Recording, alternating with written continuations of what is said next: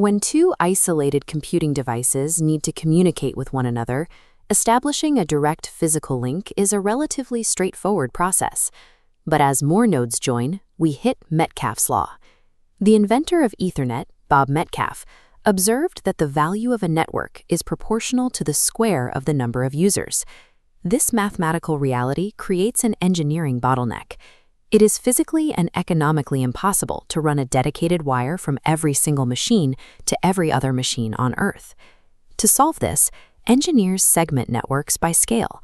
A network scale dictates the specific hardware, the method of signal arbitration, and the logic used to manage traffic within its boundaries.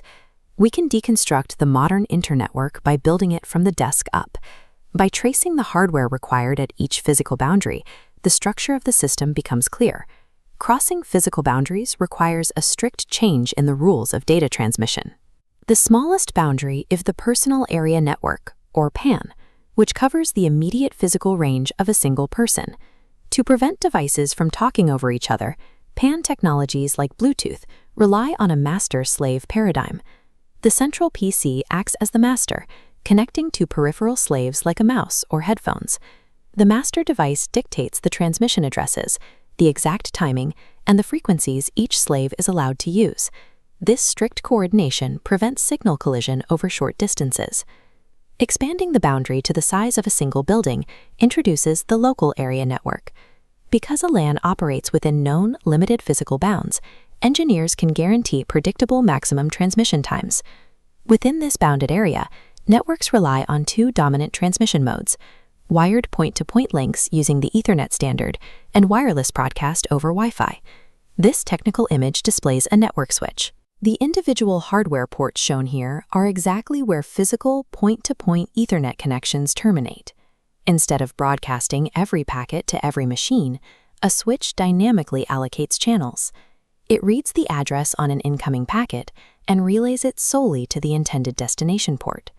Network administrators can logically separate traffic on the exact same physical switch by assigning different ports to virtual LANs, isolating data without running new cables.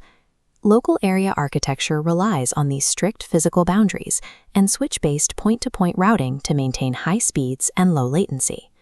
The home network is a rapidly expanding and highly chaotic subcategory of the local area network.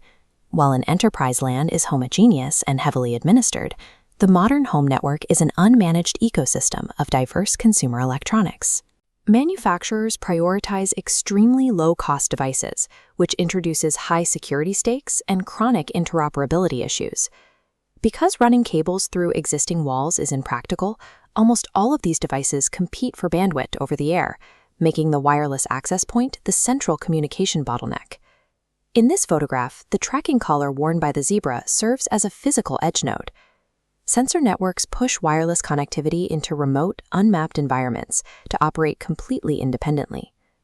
This image of a digital parking meter shows urban edge computing in practice. The embedded solar panel and networking hardware relay data over municipal links. At the network edge, structured enterprise wiring is sacrificed for ubiquitous, low-cost wireless access. This pushes the entire performance burden onto access points. Scaling up to cover an entire city introduces the Metropolitan area network. This photograph of vintage broadcast television equipment highlights the origins of these networks. Originally engineered to push one-way television signals from a central antenna to local homes, this cable infrastructure was later retrofitted to carry two-way internet traffic. Spanning distances across countries or continents requires a wide area network. Operating at this scale requires a strict architectural division, the separation of hosts from the communication subnet. Hosts are the end-user machines running applications. These are owned and managed entirely by the local organization. The subnet consists of the transmission lines and switching elements outside the building. These are owned and operated by third-party telecommunications companies. This photograph of an early in-car radio interface illustrates the first iterations of mobile subnets, which were designed strictly for analog voice, before evolving to carry digital data. To connect a local host to a third-party subnet, organizations require specialized hardware called a router. While a local switch relays data down a known cable, a router must execute complex routing algorithms to choose the most efficient path across a massive network of lines it does not own. Crossing the boundary into a wide area network shifts the engineering focus from managing local hardware to negotiating traffic across third-party infrastructure. This photograph displays the interior of a modern data center.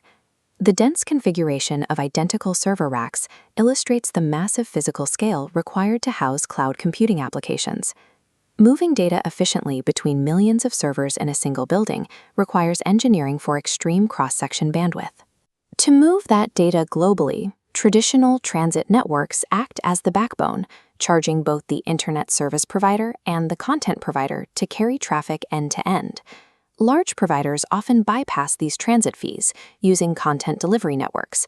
By geographically replicating data and placing it physically closer to edge users, they reduce their reliance on transit backbones. The active connection of these distinct, independently operated, and frequently incompatible networks forms an internetwork. The device that bridges these incompatible technologies is the gateway. As data passes through, the gateway translates the hardware and software protocols at the network layer, ensuring continuity between completely different topologies. Now we can trace the journey of a single data packet backward from the core to the edge. The packet leaves the data center via a CDN, bypassing the transit network, and hits a boundary router to enter a metropolitan area network. It travels through the telecommunications subnet and crosses the residential boundary into a home network. It terminates at a wireless access point, where it is relayed locally and handed off to a master-slave Bluetooth connection. Each physical boundary requires its own specific hardware stack, from a gateway to a router to an access point and a switch. This entire global system is an amalgamation of isolated technologies, each optimized for a specific physical distance. Because the system is heavily modular, local upgrades, like installing a faster Wi-Fi router in your home, require absolutely zero changes to the global routing algorithms of the wide area network. Segmenting network architecture into defined scales prevents the massive exponential multiplication of computing nodes